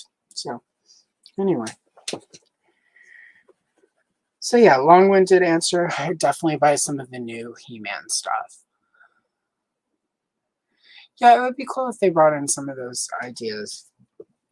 And even with the mini comics, they've been toying with the concept of the master, like a multiverse thing. So I definitely feel like there's room for them to make some of those figures and like just, do sort of the X-Men like all the time travel stories where it's like, we've come from the future to prevent this thing from happening, and now we're stuck here because that future never, like, do it like that. That's cool. I tend to, I have a hard time enjoying a lot of stories like that when it changes. I like a good status quo. First, like at the end of a story, I don't necessarily need everything to reset to a degree, but at the same time, like for Masters of the Universe, I prefer a story where at the end of it, we've still got He-Man, we've still got Skeletor, we've still got Teela. Yeah, they could change or whatever, but I still like the sort of, I don't like the death of main characters. I don't think generally it's necessary. I liked how they killed He-Man in the Revolution stuff, and use that as like a storytelling thing. Like, it was really clear to me he would be back, and that was just sort of the story they were telling. So like, I know there are people who had really bad reaction, but it was really clear to me from day one, like, oh, they're killing him, and we're getting a story about what He-Man means to everyone, and then they'll bring him back, and it'll be cool. But I do, for Masters of the Universe, at the end of the day, I want a story where He-Man and Teela are still the main heroes. And the Son of He-Man concept would, for me, work if they did it in a way where it's like everything else is still separate. I think some of it too, when they bring in kids and stuff, is it limits story to a degree. once you know He-Man and Teela become a couple, it, in my opinion, limits some of the storytelling. And I think for Masters of the Universe, especially because so much of the early days were about you creating your own story. Johnny's going to love what I'm about to say. Masters of the Universe in the early days was really about your headcanon and you telling the story and making your lore and making it up. That sort of changed with when Filmation really got into it. But early Masters of the Universe was really about giving you the scenario, the basic concepts, and then you making your story. And I know that's hard in a day where you have to have multimedia. And, you know, stories should have stakes. You do sort of need to believe that maybe He-Man won't make it to the end of the story. So I get it. It's not my preferred method for, you know, for my media stuff. Like, I enjoyed the Star Wars sequels. I know a lot of people did not. I like them. The thing I disliked was that, you know, Han, Luke, and Leia were killed during the course of those. I disliked when they killed Padme at the end of the prequel trilogy. I didn't think that, you know, there were ways to leave that open-ended that lent itself to more storytelling. And that, I think, is the one thing I dislike about some of the newer media that comes out, is there's this need to, especially with, well, let's use Star Wars as an example. And George Lucas is guilty of this as well. In the prequel, there was a lot of, well, this is Jango Fett, so this is how we got Boba Fett. There was, for me, especially in the prequel trilogy, there was a lot of, let's do this thing that's strictly here to explain, like, this thing. And I didn't, a lot of what I disliked about the prequel trilogy was all of the, like, let's bring everything full circle. Let's close it all off. And I'm not a huge fan of that. I don't think every question needs to be answered. And for me, some of my hesitancy around that was answered when the Obi-Wan Kenobi series came out. And everybody was like, well, there's no way that this could happen because of the scene in A New Hope and this and that. And half of what they're basing it on is, you know, like based on expanded universe stuff that's no longer canon.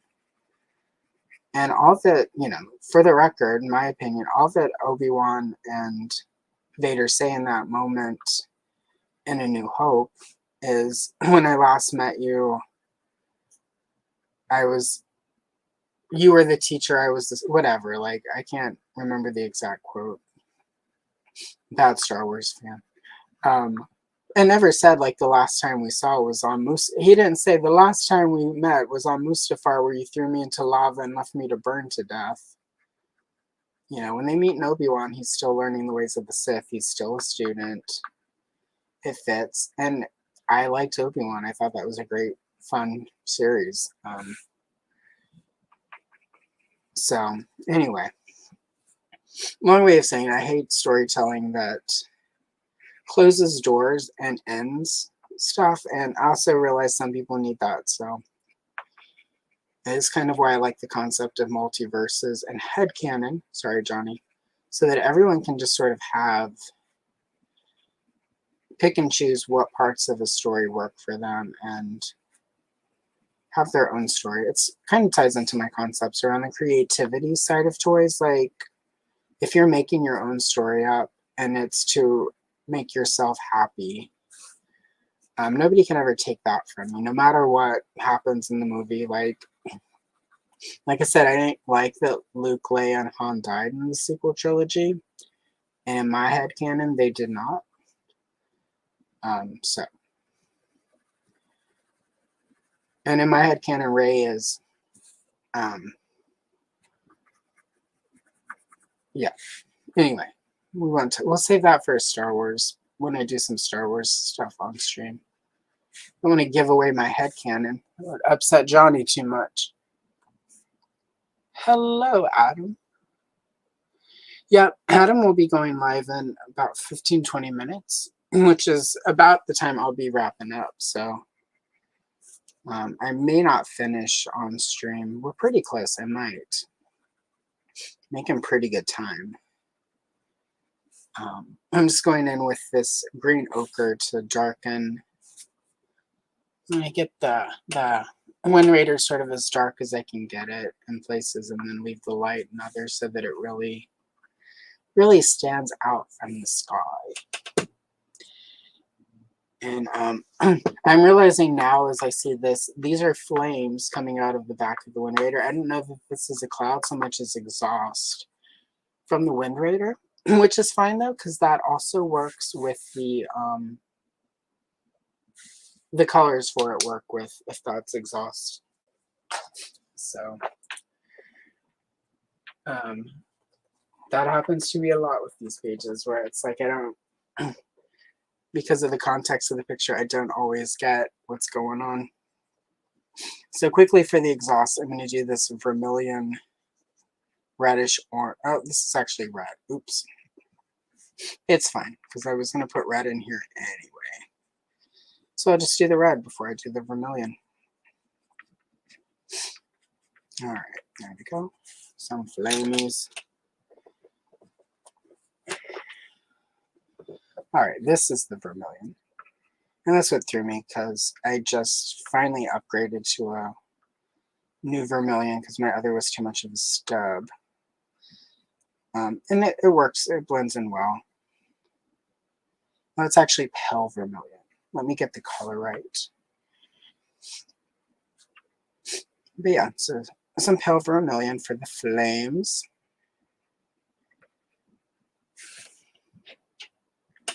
Yeah, I think that's exhaust, but we're gonna let it be whatever it is in your head canon is what it can be. Sorry, Johnny.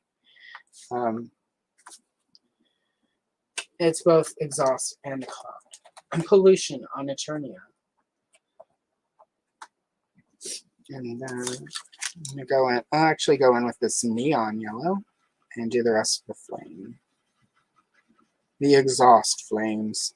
Oh, Merman. How would you feel if we threw cans into the ocean? Yet here he is, filling Stratus' sky with exhaust fumes.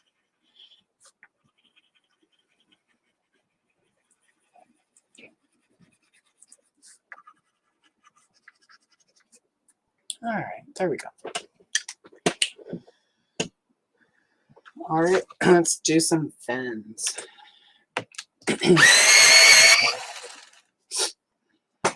Oh, and quickly. Yeah, I tend to lean toward the darkerness. The darkerness. That's a new word, kids. Darkerness. I tend to lean into the darker MOTU. I liked that darkness of it. That was what appealed to me as a kid, but not everyone. Some people like the brightness of Filmation. Yeah, there's a lot of things. And for me, the last movie, there was, and again, oh, let's see.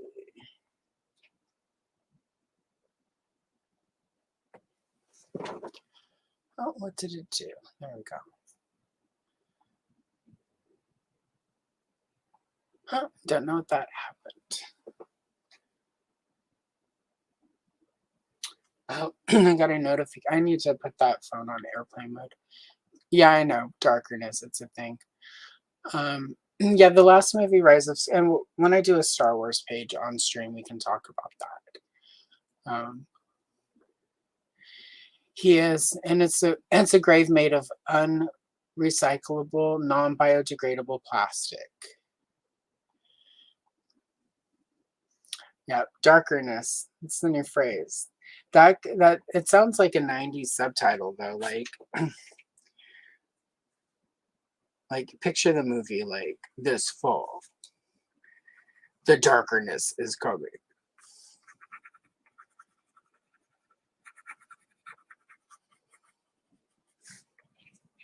And this is a deco yellow, and it's blending into the cloud, but that's just because I haven't gone in to do the other colors. I'm gonna start out with this light yellow. as my primer. Again, that's not the right word for it, but I've already coined the word darkerness today, so we're just going to roll with it for the rest of this stream. The darkerness. Oh my gosh. Hashtag the darkerness.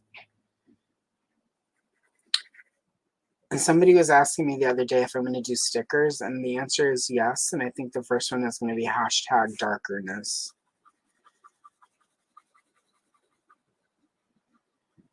My English teacher would be so unhappy with my writers group would lose their shit. So anyway, I'll have to share that with them later. The darkerness. The darkerness is coming.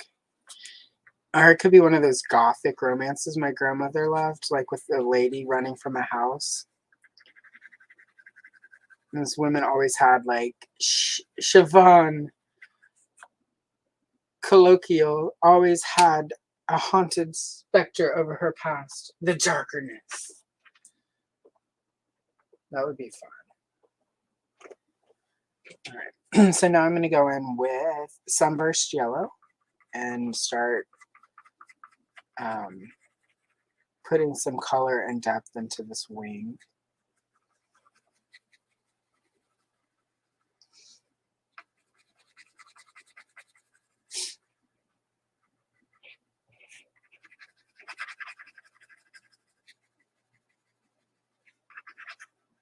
This is going to be a little rough because it doesn't necessarily need to be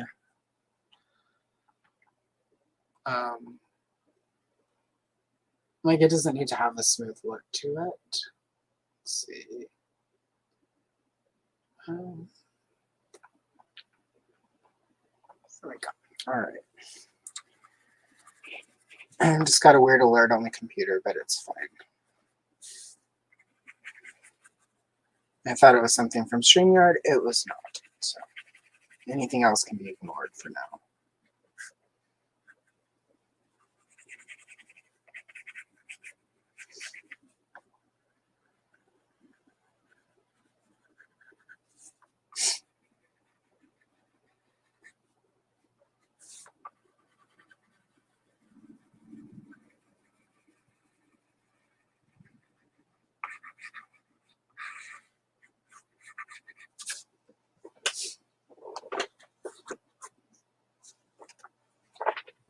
All right, let's see.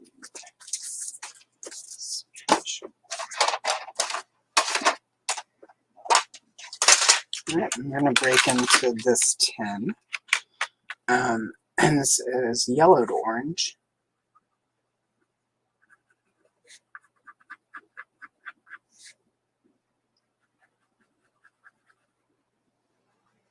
And sort of go along the edges with it. Sort of fill in all of these spaces.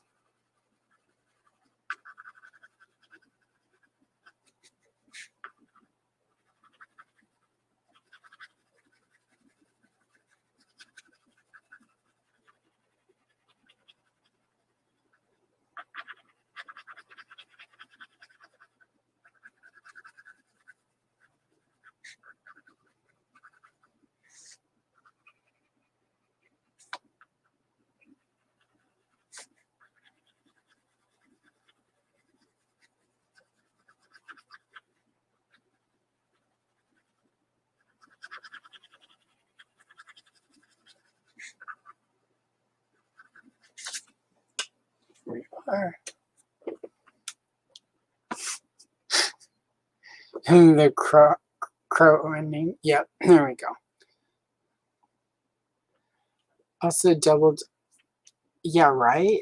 Yeah, I haven't reached that pinnacle yet. I'll invite Dole on here one time, and when he comes on, 15 minutes into it, we'll play like some Warner Brothers stuff and get kicked off. Oh, excellent. Oh, that's good. You guys should get some stuff on the YouTubes. So everyone I know who does podcasting does that model. Mr. Hoover, they release it like as a podcast, and then a month or two, 6 months, even sometimes later, they upload it to YouTube.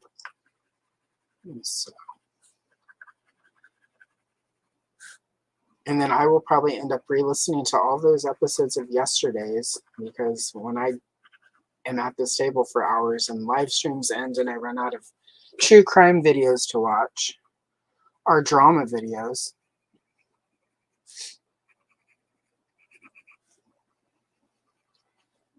I can re-listen to my favorite episodes of yesterday's, including the one on Golden Girls, which was my Patreon pick.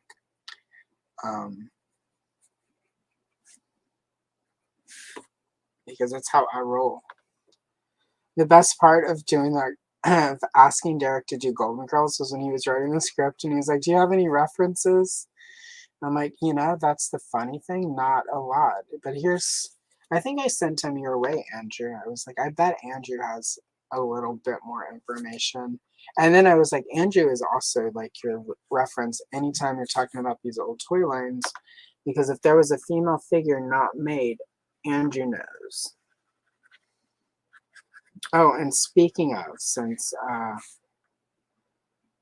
I'm hyping Andrew up of Gady's Toys on Instagram, eventually he'll do something with the YouTube.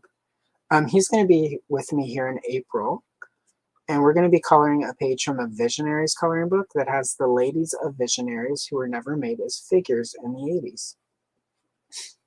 So I'm pretty excited about that.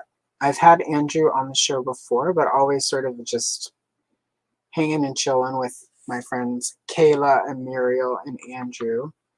This is, I think, the first time I'm actually having Andrew on, where I'm asking him to come on officially and do what it is he's known for on the interwebs.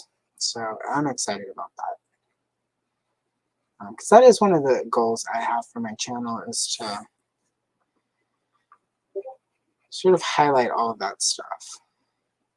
So, any luck, I will finish my script and video for Amy Allen of the A-Team, which is one of the worst female figures of the 1980s.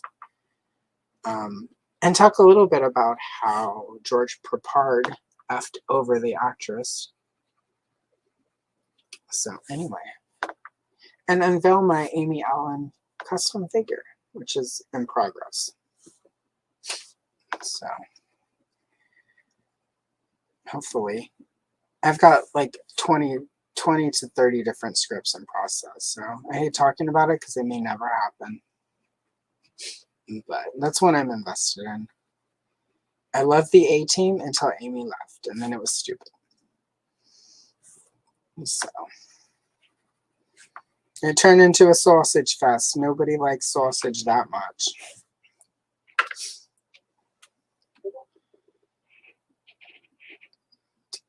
Yeah.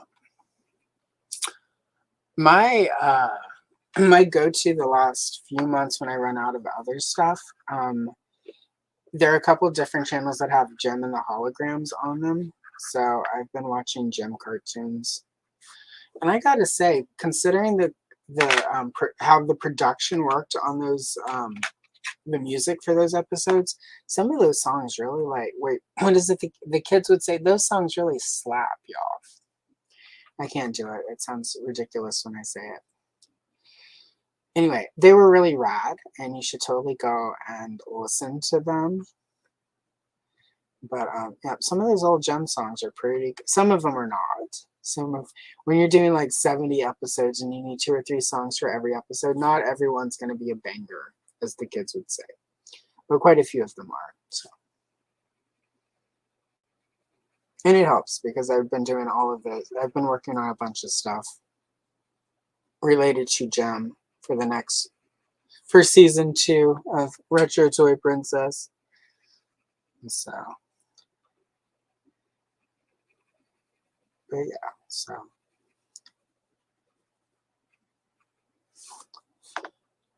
And for the basic layer of Merman skin, I'm going to do this light aqua.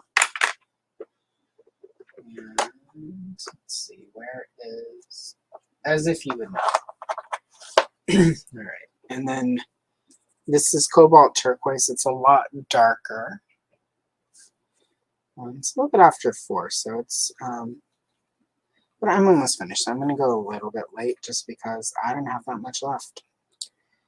And as soon as this stops, I'm going to go make lunch and eat before setting up for all of my Friday evening streams and recording a bunch of videos. So,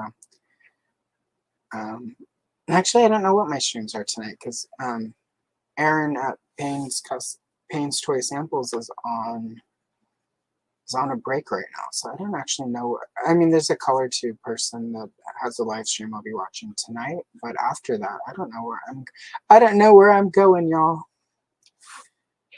It's like back in your clubbing days when like your favorite club was closed because some girl OD'd in the bathroom again, and it's been shut down because they found slime in the ice machine when they were doing the investigation. So.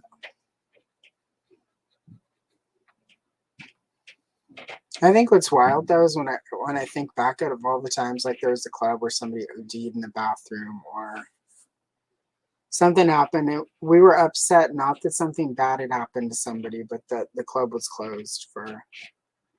It's like, oh my God, we just want to dance and drink. Oh, the selfishness of the youth. All right. And for his armor, I'm just going to use Canary Yellow. See, I said yellow like that because my accent almost slipped out. I can't inflict that upon anyone. The word yellow is one of the worst possible things for my accent to come out on. Just picture it. Picture how it might sound if I were to say yellow with my southern accent. There's a movie about a dog from Disney that's about what it would sound like. So I'm protecting you guys and my reputation. I'm going to do the yellow on his face as well. So, all right, and that's just the basic layer, though. You got to be a little bit more fancy than all of that, of course. So I got this little bit of orange yellow left. I'm going to use that for the armor, just to give it some depth.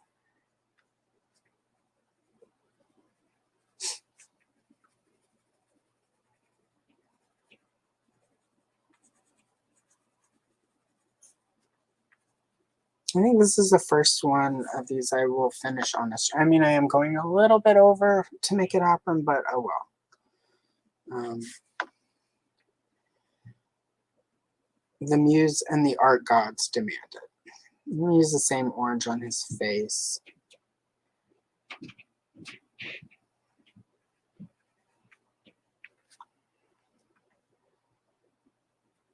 All right, there's the armor. Be happy with that. And as small as it is, I don't need a lot of detail for the armor. Okay. Now I'm going to go in for the face with this burnt ochre and use that to sort of give his face a little shading.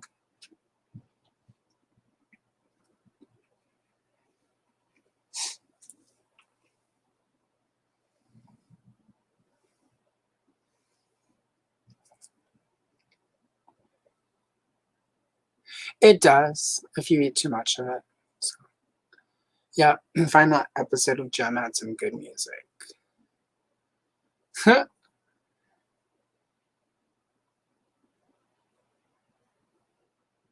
I live for that. If you want to do that as a top 10 sometime, I'm there for it. I will, whatever capacity. If it's on YouTube, I'll share it. If it's on Instagram, I'll pop it up in my stories.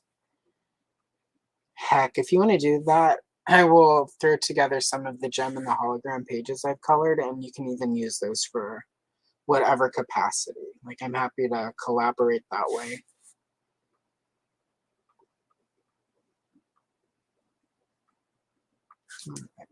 Go.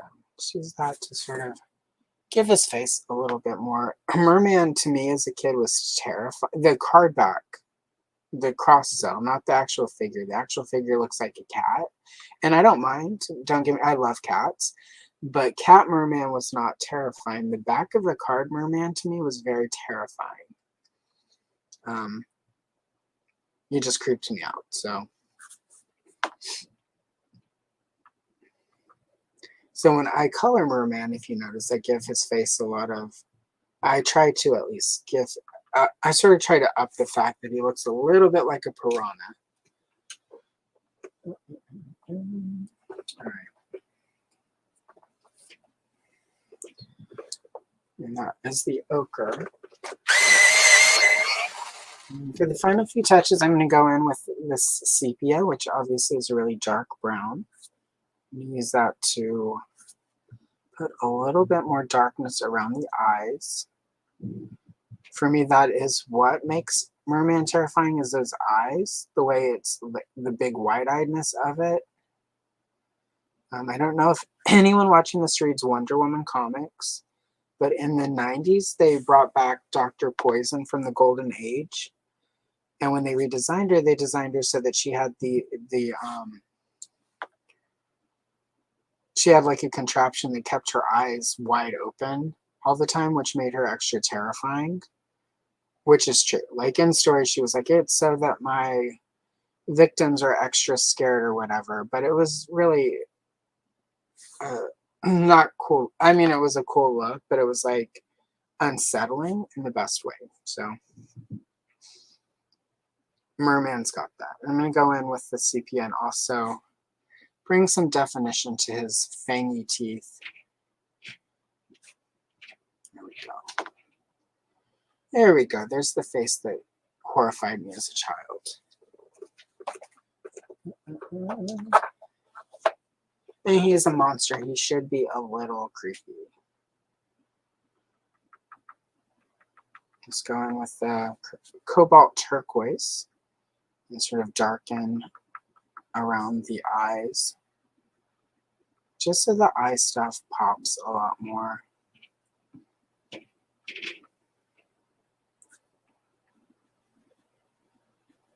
A little bit. There we go.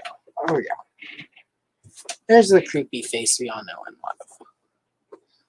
And I will make sure to stick it up on Instagram because the face is, because of the sort of scale and size, that I have to put the camera out to get this filmed. I don't know how well the face is showing up, but I'll make sure I get a good shot of that on the IG. Okay. And that actually is, it's done. Well, actually, I lied. Sorry, I thought I was done, and then I saw that I wanted to put a little something in here. Sorry. And this is the part that you don't see in a short that's in time lapses, where I'm like, I'm done. Wait, no, I'm not. And half the time it's something tiny that doesn't really even show, but this is where the art of it comes in. A little fussiness at the end, where you put in just little touches that make you happy. But also, it's my opinion, those little touches are what makes it pop. So, I'm happy to just, if you disagree, feel free to leave a comment. And wait, I am wrapping up this. So let me do the YouTube things. If you enjoyed this video, don't forget to hit the like, and you should subscribe. I think everyone here is subscribed, so. But for people watching on the replay who may stumble upon this, you should hit the like and subscribe. All right, that part of the YouTubiness is out of the way. And I am just fussing with this, so let's see. Coming up tomorrow, if you are one of the people who enjoy that I put up the old Kenner toy booklets, tomorrow at 10 a.m., the 1988 Kenner Action Toy Booklet will go live at 10 a.m. Pacific Standard Time. It's got some Ghostbusters stuff in it, I think. I've got it right here. Here we go. So this will go up tomorrow at 10 a.m. It's got some RoboCop, some Ghostbusters, Bone Age, starting lineup. Not one of the, it's 1988. I apologize. 88 is going up tomorrow. So that goes up at 8 a.m. if you're interested in that sort of Kenner history stuff. Sunday, I have a live stream with Chris from Shiny Plastic People. We're going to be doing some Batgirl pages. And quickly, I'm going to, because they're pretty cool. And of course, I fancy, this is from a modern-ish Batgirl coloring book. I, of course, ripped it up, scanned the pages. And so these are the 2 pages. Pretty cool. This is the one Chris wanted the most, and I liked it. It's a good page. This is the one I liked. So I may do both. I may just do the one I liked. I don't know. You'll have to tune in to find out. But it will be Chris Plastic and I geeking out over Batgirl, which is always good because he is a bigger comic book nerd than I am, I think. So that's on Sunday. Definitely check it out. There will be a longer form content video next week. I don't know what yet. I have 3 different things that are almost done. One of them will go up either Monday or Wednesday. So keep your eyes open for that. And then daily shorts will continue as always. And then, yep, so that's, and then I'll be back on Friday for one of these solo live streams, not next Friday, but the Friday after. And we do these every other week because that's when I take Friday off from my day job. And it'll be more Mermania. So it'll be another Merman page. For those, I am going to put 4 different Merman pages up on the community tab. If you have a moment, go vote. Once those go up, go vote. And the top 2 will be the ones I do for the next 2 live streams that we do in March. So with that, he is done. I'm going to put him up on Instagram again. So if you're following me there, it's Retro Toy Princess or Allison_of_Troy. I'm at both places. The Retro Toy Princess one is more if you're just interested in channel news, which is fine. Not everyone wants to see pictures of my cats or my humor, and that's fine. I'm not for everyone. So anyway, and that's that. So really quick. Yep, there are Bone Age pages in there, and they're pretty cool. I did not remember Bone Age, but the barrenness, there's the other word we're coining today. Darkerness, and just a sneak peek. There's some really cool stuff in here. So that's part of why I do it. Yep, he does, and we love that for him. It was, yeah. So it's a cool picture for a couple reasons. So anyway, so that's the coming attractions. I will obviously see most of you in chat over the weekend because we all travel in the same fun circles. Like I said, Erin is taking a sabbatical for a bit, so maybe not tonight. I don't know that we'll find each other in any chats, but probably, definitely tomorrow I'll be around for Oz, the Clubhouse. Depending on if I finish my editing, I may only be sniping from the chat. I may not be on screen, depending on if I can get enough editing done. But either way, I will be there in some presence with my sass. So if you enjoy my sass, tomorrow night is your day. It's your time tomorrow. We need Mikey to do the Goonies speech. Anyway, I'm going to wrap this up because I need to eat. I'm getting loopy. So I thank you so much for hanging out with me today, watching the coloring, chatting about Merman and everything else, Bob Ross. I do appreciate your time. And in the meantime, you should be creative or whatever. Like color, paint, customize a figure. Enjoy your headcanon, Johnny. Anyway, I'm Allison Troy, and I'll see you in the next one. Bye.